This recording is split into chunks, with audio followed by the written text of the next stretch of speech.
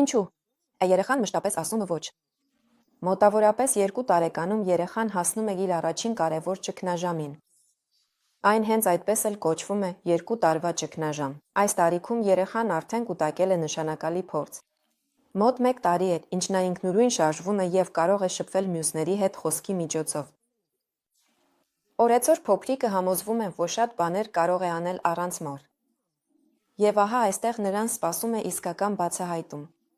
Պարզվում է, որ ինքը եւ մայրը մեկ ամբողջություն չեն, ինչպես նախկինում էր թվում, այլ 2 տարբեր մարդ են։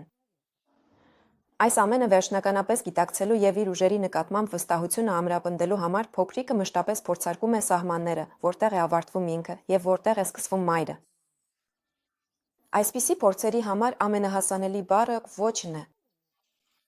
Երբեմն դա շատ ծիծաղելի տեսք ունի։ Օրինակ, փոքրիկը ասում է խմել։ Մայրը նրան ջուր է տալիս, իսկ ի պատասխան լսում է ոչ։ Բայց չէ, որ հենց նոր դու ինքդ էիր ուզում խմել։ Ոչը արդեն սովորական դարձած պատասխանն է մոր համար։ Երբեմն փոքրիկի այսպիսի վարքագիծը մեծահասակների մոտ առաջացնում է նյարդայնություն եւ անզորություն։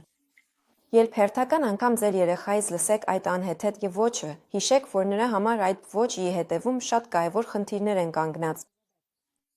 Նա ձեռք է բերում ինքնուրույնություն եւ անցնում է ձեզնից բաժանման գործընթացի միջով։ Համբերություն ունեցեք։ Ժամանակ անց փոքրիկը կսովորի կառավարել իր մերժումը եւ այն ավելի տեղին ու տարբերակված կօգտագործի, քան հիմա։ Որոշ հետազոտողներ այս ճգնաժամը համարում են 3 տարեկանների ճգնաժամ։